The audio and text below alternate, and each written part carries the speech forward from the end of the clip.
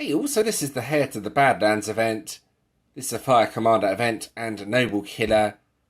It's also the last event in the season, so don't forget to use up your season choice coins. So a couple of ideas. These can be used on the Crusade and the bosses. Ignore the light deck, I probably won't be using that. An alternative idea here. Get Avenging Furies to do as much damage as possible. Didn't really work too well in testing, but it did deal with Power Gem Silence and Gem Silence. So let me talk through the teams. I'll start with the first Fire Commander team. The event ultimate form, Korean Flameforged Legion, is the first card. This has a decent increase to Fire Commander damage. It has that skill that attacks all enemies for 1,000,000% attack. Now that's really useful on the lower level Crusades. Not so much on the higher ones though. Could also be useful for those towers that some players do between events as well, so I will need to do further testing with that. Avenging Furies. This gives a 200% damage buff to any Fire Commander. Can also be used twice, so can boost up itself. Fireborn Flora. Increases self-damage by 500%. Has that cleanse and remove debuff. Also that unstoppable skill as well, making it a potentially really useful card. Primetime Pros is the next card. Increases Fire Commander damage by 220%. Does have that ambush skill. That increases the damage to 320% instead. Then finally, Sentries of the Sands. 275% this time around, plus the upgrade skill. Right, so for the relics, this is my best relics with a couple of relics to break the shields at the end. Let's go through these. There we go, here's a beast relic. Third one here. Then one of the noble relics here. Then the final one to finish breaking the shields. There we go. So the second team over here just has one slight change. Heretic Hunters is the hitting card instead of Fireborn Flora. Now Heretic Hunters here, 3 pink stars, 5 times awakened versus Fireborn Flora, 1 pink star and just 3 times awakened. But the damage boost on Fireborn Flora is higher. I'll just bring up this card. Heretic Hunters increases self-damage by 275%. That's versus 500%, but with the pink stars and awakening being higher. In testing, this was doing more damage, so this will probably be the team I will be using. The relics are the same as well, so let's go over to the alternative team.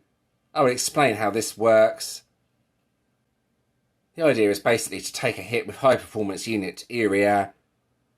Then that gets that supercharged buff up, increases Immortal Killer attack by 2,500%. Then when that is active, use Avenging Furies twice, so it boosts up itself.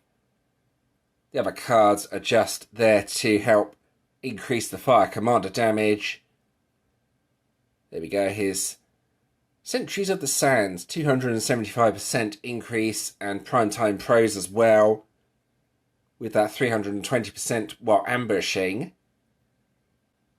However, that wasn't especially effective, plus you will need Dark Relics as well on the team like I have, so you can get high performance unit area going.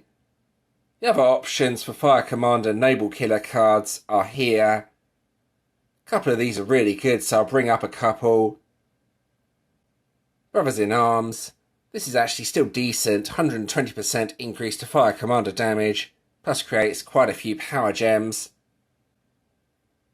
Arcane Masters. This is quite a recent ultimate form. Increases Fire Commander damage by 175%. That's still pretty decent as well. And finally, Exalted Champions. There we go. Increases Fire Commander damage by 100%. Not as good as the other two cards. Creates power gems over 3 turns. Still a potentially reasonable option though, if you don't have the more modern cards for Fire Commander Noble Killer. And there we go, that's the decks I am using, plus a few other Noble Killer cards that may be useful. Let's get on with the actual event. Here we go. Alright, and here we go, the actual event. I have 3 different teams to try out this time around, so I'm going to go ahead and do that. So this could potentially be a major problem, as the bosses have Gem Silence and Power Gem Silence on them. I think that's the first time I've ever seen both of the Gem Silence skills on the bosses. For that reason, I think the multi-bosses may be a better option this time around. That's the first team I'm going to use anyway on the boss. Let's see what sort of damage I can do and if I can handle the Gem Silences. I don't think this will be that bad if the Gem Silences do hit. The first 2 cards don't create power gems, and the third one has an unstoppable skill, so I'll do an attack and see what happens afterwards, see if everything works or not. If either Power Gem Silence or Gem Silence does hit. That's not the best board, nothing loose from the main match. That's the optimal move in this situation. Right, let's see the damage. That's not too bad. About 300 Q across the cards, I would say. I'll just get another attack going, well, if I can anyway. See if it works or not. Then I'll quit out. Okay, so Power Gem Silence was countered, but Gem Silence was not. This should be interesting. Will I still be able to use all my skills from left to right? Let's see. The first 2 should work. Yeah, there we go. And the third one. Ah, nice. That removes it. But there's not many power gems on the board. You can probably see that. So the damage is not going to be ideal. Yeah, it's pretty poor. Right, quit out. The previous team had a lot of passives that spawn the power gems, so when those are silenced, it's still not going to be that effective, unfortunately. I'm going to try this team though. It's a slight variant. Heretic Hunters is the main hitting card this time around. Right, here we go. So here we go. I think the best activation order is probably 4, 5, 1, 2, 3. Not 100% sure on that though. I'll give it a go. That seemed the best when I tried out this team earlier on. Yeah, you get a board like that. So that's actually looking pretty good. That may well take out the boss. Lots of power gems loose from the main match. Let's see the damage. Here we go. Yeah, that's a pretty spectacular hit. I'm really happy with that sort of damage, but unfortunately that won't come up every single time, as that board was really good. The alternative idea here could potentially be really good, as Heir will remove both of the Gem Silence skills. However, I'm not sure what the damage is going to be like, so let's give it a go. This could be interesting. The tricky part may be getting enough Dark Gems to use Heir. I've not tried this team out yet, so let's see what happens. Well, that's actually not too bad. Yeah, it's all sort of disappeared. Let's see if any more Dark Gems match or not. No, okay.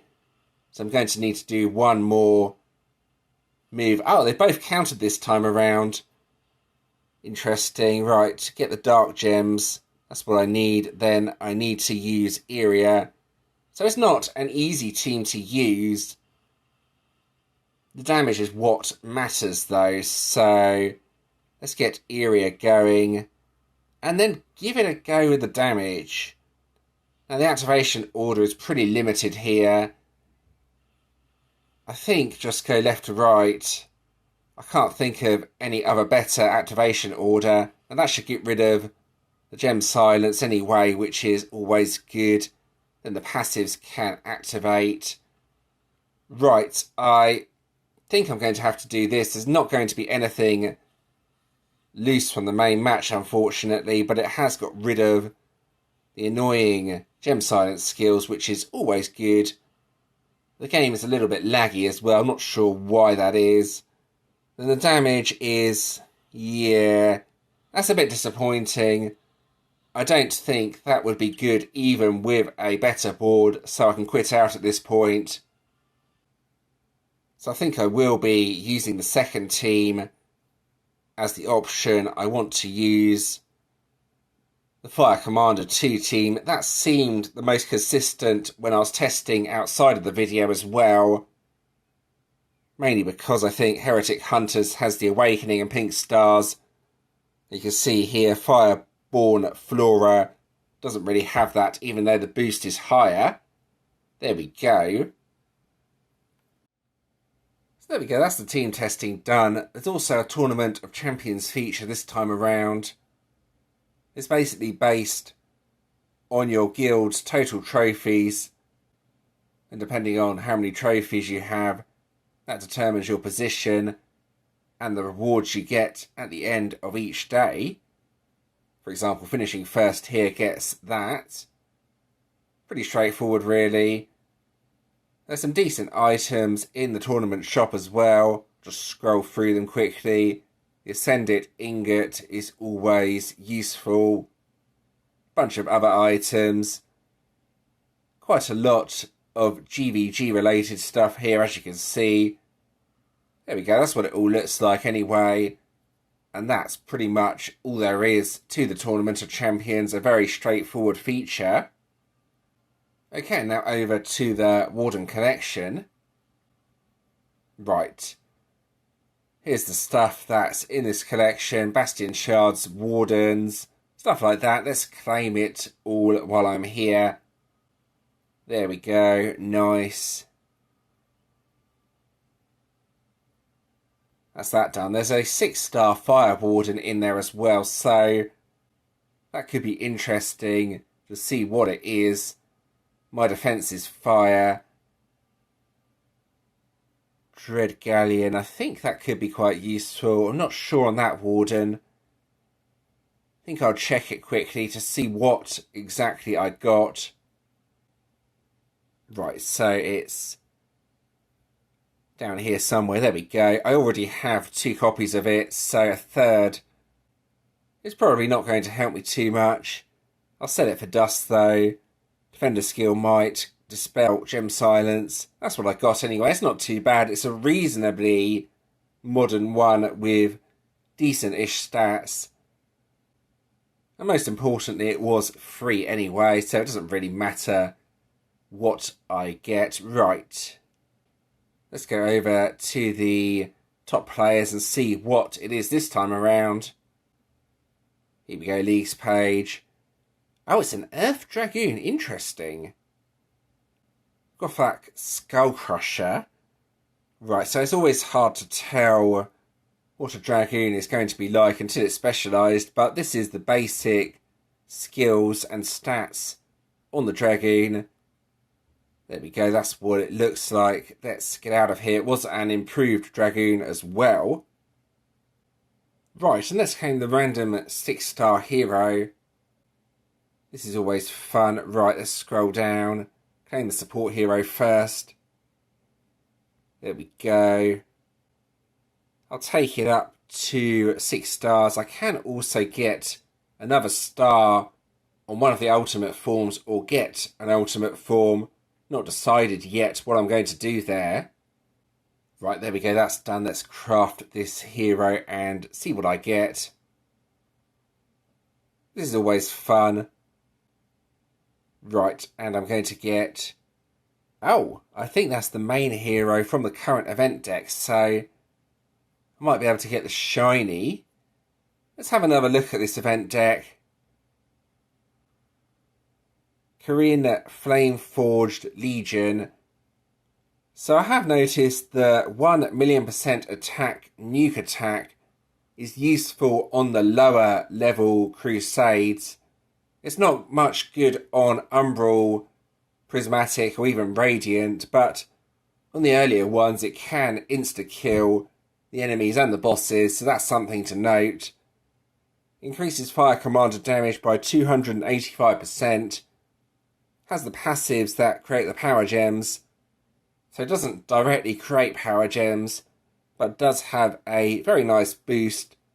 And that in itself makes it a good deck. Maybe not an essential deck, but a decent deck to consider getting.